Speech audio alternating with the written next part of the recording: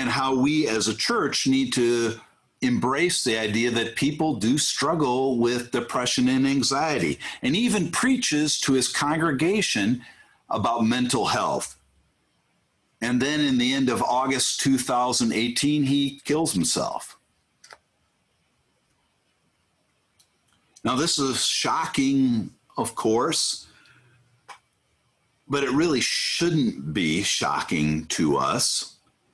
We have been, or we know somebody who has had trouble with anxiety and depression. Might be us ourselves, might be a child or a parent, might be a friend or neighbor or a family member or a coworker. Somebody we know has struggled with anxiety and depression. And many of us know or know of someone who in their depression and anxiety ended their own life, or at least tried to end their own life. The shock here is that this man is a pastor, a preacher, well-resourced, who does seemingly all the right things to deal with his anxiety and depression. And presumably he has a strong faith in God.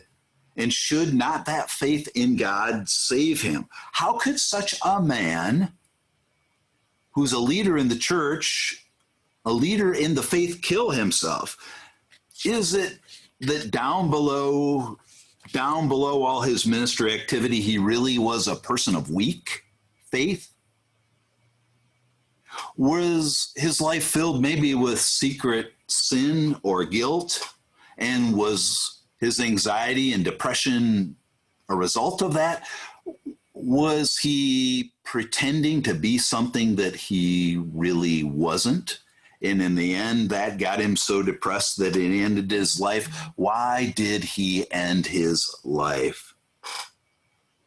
Now, there's some Christians who say that real Christians, real people of faith, people close to God, do not get depressed. They say that, as Paul says, that we are to have joy in the Lord in all circumstances, that we are to rejoice in the Lord always. And again, I say rejoice. And we are. But that is not perfect. We do not live in a perfectly healed world. We live in a fallen and painful world. And in that world, real people of faith, honest, sincere, lovers of God, faithful leaders in their churches struggle. They struggle with depression and the pain of it. And I don't know what Andrew's faith was like and how close he was to God and what resources spiritually he drew upon. But I do know that he's right about Scripture, that there are a lot of incidents in Scripture where God's own people really struggle, and they struggle with depression. Listen as I read for you Psalm 88. And if you want to read along with me, please do that. This psalm speaks of pain. Hear the pain in it and the struggle. The psalmist writes, I am overwhelmed with troubles, and my life draws near to death. I am counted among those who go down to the pit.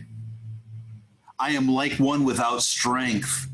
I am set apart with the dead, like the slain who lie in the grave, whom you remember no more, who are cut off from your care. Have you put me in the lowest pit, in the darkest depths? Your wrath lies heavily on me. You have overwhelmed me with all your waves. You have taken from me my closest friends and have made me repulsive to them. I am confined and cannot escape. My eyes are dim with grief. I call to you, Lord, every day. I spread out my hands to you. Do you show your wonders to the dead? Do their spirits rise up and praise you? Is your love declared in the grave, your faithfulness in destruction?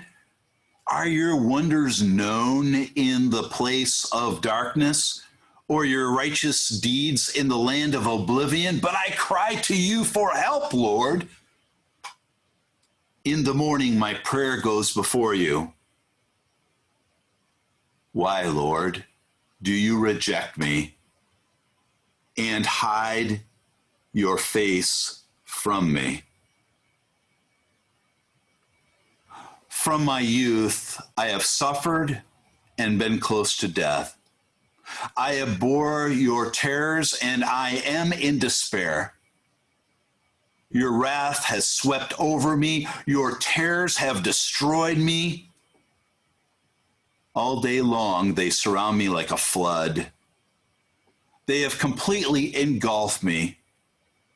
You have taken from me friend and neighbor. Darkness is my closest friend. Can you hear all the pain there?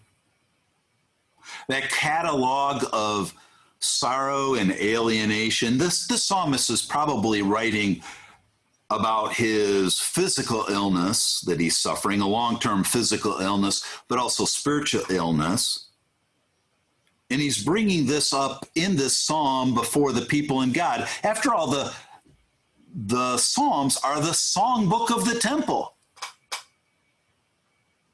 This is provided for us so that we can identify with those great feelings of fear and doubt and despair and sorrow and helplessness. You can hear in the psalm, almost see through your imagination, the anxiety attacks and the deep depression and the anger with God for that sense of abandonment. Have you ever felt that way?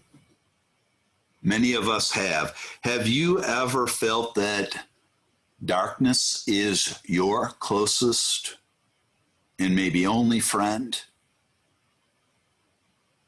The mystics used to call this great suffering the dark night of the soul. We might call it major depression. It's a time of trial and difficulty and pain. And we see it in the scriptures again and again. King Saul, for example, was depressed. He was a kind of impulsive, angry guy who was trying to be a leader that he really wasn't equipped to be. And we read in Samuel that the Spirit of the Lord had departed from Saul because of Saul's unfaithfulness, and an evil spirit of the Lord tormented him. And as we continue to read about Saul, we see a man who is angry and shut in and struggling, and I think really, really depressed. It's lonely to be the king. Heavy is the head who wears the crown. Moses had this same kind of experience. He was trying to lead the people of God, and he did not feel prepared for this. He felt overwhelmed and stressed out, and he struggled. He asked the Lord, according to the scriptures, "Why have you brought this trouble on your servant?" He means himself. "What have I done to displease you that you put the burden of all these people on me?" He means all the people of Israel. "Did I conceive all these people? Did I give them birth? Why do you tell me to carry them in my arms as a nurse carries an infant to the land you promised an oath to their ancestors? Where can I get meat for all these people? They keep wailing to me, 'Give us meat to eat.' I cannot carry all these people by myself. The burden is too heavy for me." Moses is stressed out. And he continues, he says, "If this is how you're going to treat me, please go ahead and kill me. If I have found favor in your eyes, and do not let my face ruin. He's deeply depressed. The long-term stress of dealing with his leadership of the people of Israel, a man of mumbling words and sometimes also impulsive actions, he's struggling with his depression in trying to lead the people. The prophet Elijah has major depression as well. You might know that story about his face-off with the prophets of Baal. It's a great story. 2 sacrifices. The prophets of Baal prepare their sacrifice. Elijah prepares his sacrifice. There's trash talk between the groups. It's a big public spiritual conflict, and Elijah prevails. God's Spirit, by the power of his presence, comes down and consumes Elijah's sacrifice. And the prophets of Baal are destroyed. But this is what we read about what happens afterward. Now, Ahab, who's king of Israel and who's allied with the prophets of Baal, told Jezebel, his queen, who's also on the sides of the prophets of Baal, everything Elijah had done and how he had killed all the prophets of Baal with the sword. So Jezebel sent a messenger to Elijah to say, "May the gods deal with me, be it ever so severely, if by this time tomorrow I do not make your life like one of them." Elijah was afraid. He just had this great moment where he had shown God's power, the prophet against all the prophets of Baal, but he was afraid. He's afraid of Jezebel and ran for his life. He went by himself into the wilderness. He came to a broom bush and sat down under it and prayed that he might die. "I have had enough, Lord," he said. "Take my life. I am no better than my ancestors." Then he lay down under the bush and he fell asleep. And of course, there's Job, who loses everything. His family, his property, his health. He's reduced to sitting and scraping his swords with broken pottery. And he responds to all this suffering. He says, "May the day of my birth perish, and the night that said a boy is conceived, may that day, may it turn to darkness. May God not care about it. May no light shine on it. May utter gloom and distress cover it. May a cloud settle over it. May darkness overwhelm it." And he continues on in chapter 3 of Job, saying, essentially, God made the day of my birth be cursed. It was a horrible day, the day I was born. Because Job just does not want to exist anymore. And Jonah was depressed. And Jesus, I think, was depressed. Well, what does it look like to be depressed? How do we understand this feeling, this disease of the mind, body, heart, and spirit? How can we recognize what depression really is? This is what depression looks like. And I offer this to you so that you can understand yourself better, and perhaps also, as you understand others better, you're able to more thoroughly minister to them and comfort them in their struggle, because this is an important ministry in the church, to help one another through our times of trial, including our times of depression. Of course, depression looks like depressed mood, sadness, having the blues. But it can also look like just not having much emotion at all.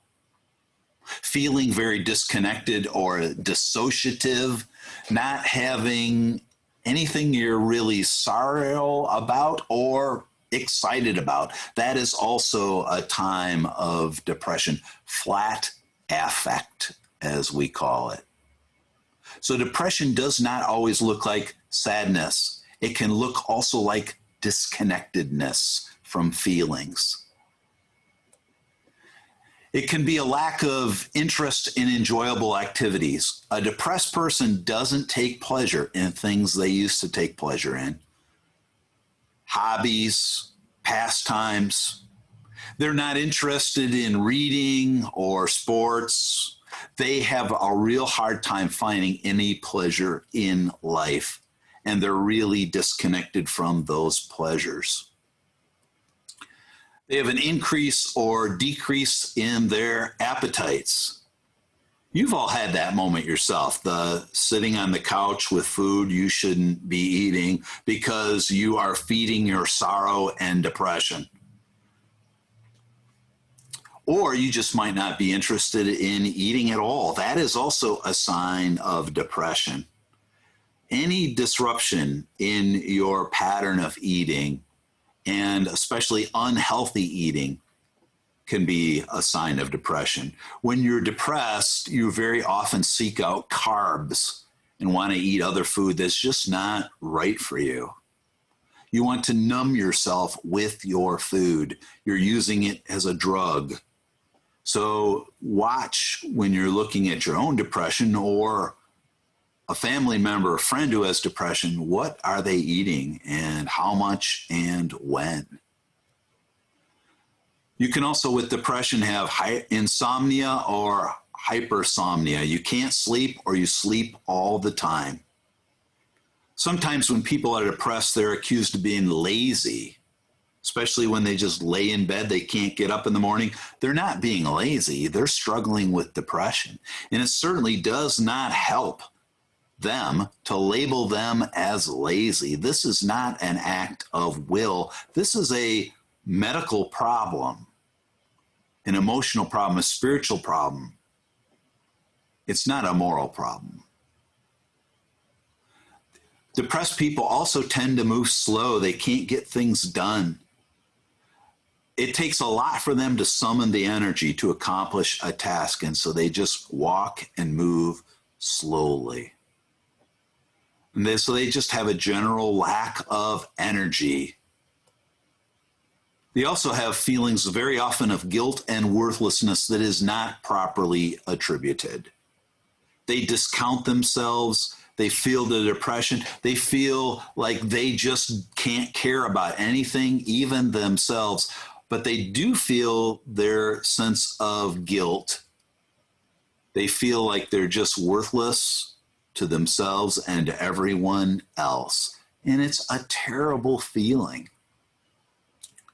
They have trouble concentrating on tasks. Depressed people are easily distracted. They're so numb to themselves very often that they can't focus long-term on anything, especially anything at all demanding intellectually or emotionally.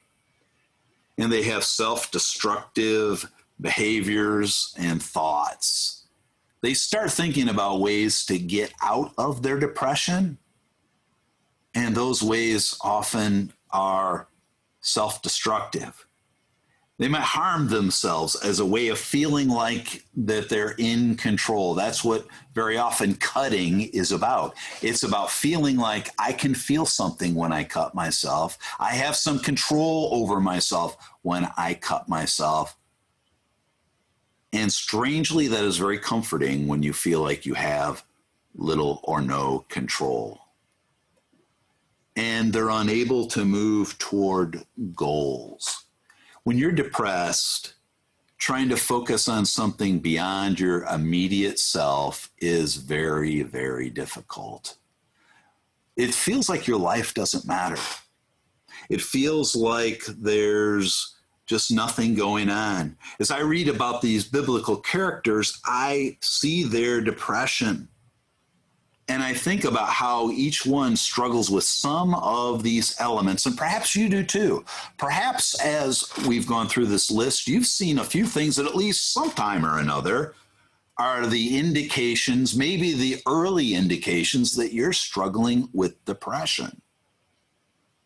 In our COVID-19 world, It's shown that many more people are struggling with depression than is typical. It might be that you are feeling some of these feelings. It's not your fault. It's the way human beings are made. It's not because you don't have the will or the strength. It's because depression is a response, certainly intellectual and spiritual, but also physical response to long-term stress that changes your brain chemistry and makes you depressed. And this is what it looks like. What can we do to deal with it? How can we prevent it? Prevention of depression is really about stress management. You might have heard that when I read about those biblical characters, especially people like Moses and Elijah. They've been dealing with too much for too long and feeling too alone. And in that is a great sense of stress. So dealing with depression is really about stress management. And you might feel like, I manage stress really well. Well, you do within certain parameters, but every single person with enough stress for enough time will start to get depressed. We just all have different ranges of our capacity for dealing with it. You always need to be careful about your level of stress and be conscious of taking care of yourself in your stressful moments. And look for the long-term stress. It doesn't have to be acute stress. It's chronic stress that very often tips us into depression. You need to get your rest. Being fatigued and overwhelmed and drinking too much coffee and staying up too late, having too much sugar, always going up and down, that can wear you out. That is also can lead to or exacerbate your depression. You need to get some exercise. It's been shown quite often that exercise is very helpful for depression and essentially as helpful as medication for many people. So get your exercise. It's the last thing you want to do when you're depressed. So you start easy. You just get some light exercise. Just walking is very useful. If you walk 40 minutes or so, you're going to get a great deal of value out of that. And try to have some goals and some structure that moves you forward. That's one of the things about depression is you abandon your support system and your props, your normal schedule, your routines and rituals, which have been valuable to you in the past. Try to reclaim some of those as a way of managing your depression as well. Don't beat up on yourself. This is the internal monologue that comes with depression. I'm worthless, I'm a loser, I'm lazy, I'm stupid, no one cares. If I had more willpower, I could deal with this, but I don't. That just shows that I'm a loser. Well, that obviously is a self-reinforcing monologue. Don't beat up on yourself. This is not your fault. Modern people think of depression in modern categories as a disease, and you wouldn't beat up on yourself for having back pain. You shouldn't beat up on yourself for having depression or struggling with it either. And of course, avoid alcohol and drugs. Alcohol makes depression worse, as do non-therapeutic drugs, street drugs. If you need to take medication for depression, I strongly encourage you to do that under the supervision of your healthcare provider. I think it's very useful for many people, especially helping to get over the hump in an acute episode of depression, very useful. And there should be no shame in that. This is a brain chemistry issue, as I've mentioned, and medication can really help with that, help you to move forward, and you should take it. Just like if you had back pain, you might get some massage therapy or take some anti-inflammatories. When you have depression, you might need some medication or therapy to deal with that depression. And get social. This is another thing you don't want to do. You feel sloppy, you feel unattractive, you feel disengaged. Yet one of the reasons that people get depressed is because they are so isolated. And over the years of ministry that I've had, I've seen so many older people who were alone and isolated in their homes. But then when they move to a care facility or an apartment where there are other people around, a lot of their sorrow and depression just lifted. And many have told me, oh, why didn't I do this years ago? It's because they didn't want to give up on their own home and being independent. And so they held on to that probably much longer than was necessary. And they paid a great cost for it. They paid the cost of feeling isolated and depressed. And in the nursing home, a lot of people who are demented also have a great deal of depression, because dementia and depression can look very similar and can go hand in hand. So it's really important to stay social when you're feeling depressed or when your friends are feeling depressed. As I mentioned, I think Jesus felt depressed. And I just want to share with you a passage about an episode of that depression that might give us some sense of how he dealt with it. After all, Jesus was as much a human as you and I are. And that's why he is able to sympathize with our weaknesses as our great high priest. Well, you might remember the story. It was toward the end of Jesus' ministry when he was gathered with his disciples and he was about to be arrested. This is what Matthew has to say about that. Then Jesus went with his disciples to a place called Gethsemane, the Garden of Gethsemane, and he said to them, "Sit here while I go over there to pray." He took Peter and the two sons of Zebedee along with him, and he began to be sorrowful and troubled.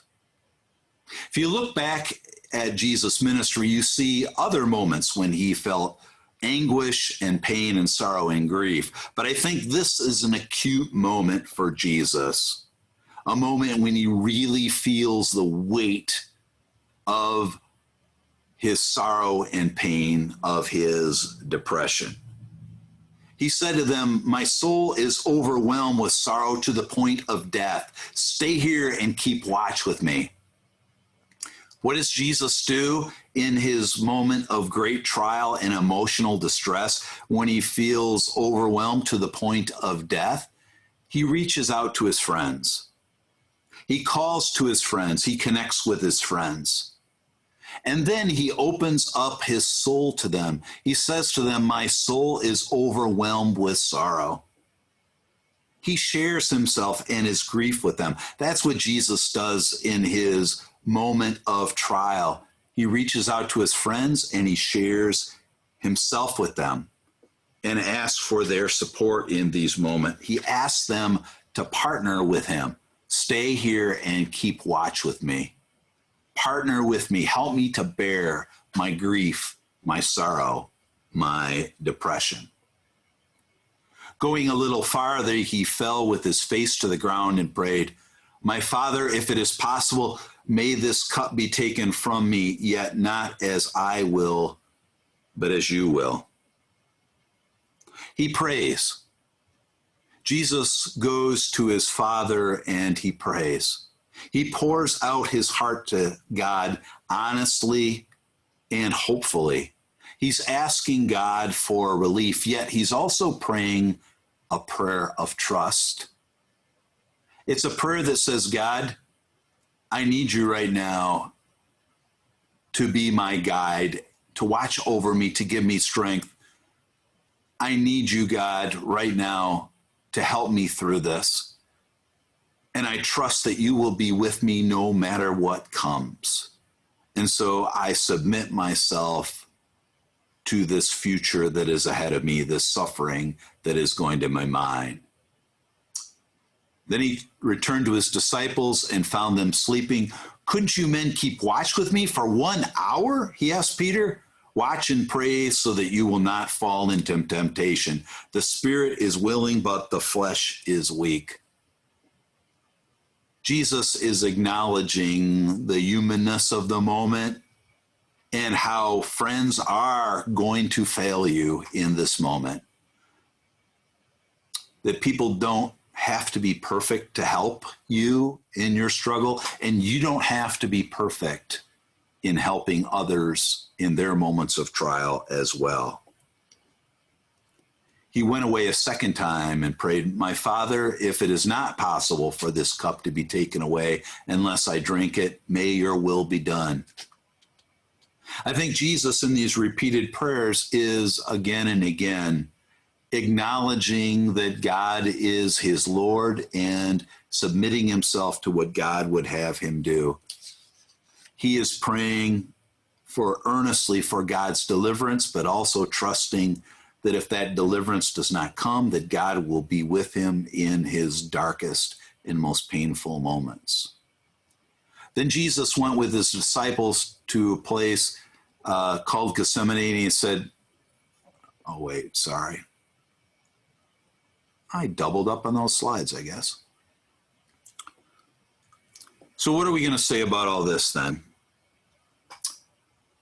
Depression is not a sin. God does not reject us when we are depressed. We also know that we all need Christ, that Christ's life was not simple. Our lives are not simple. And just because we know Christ doesn't mean our lives become simple. Christianity is not something that answers all of your problems and solves all of your issues. And we need in the church to stop pretending that it does.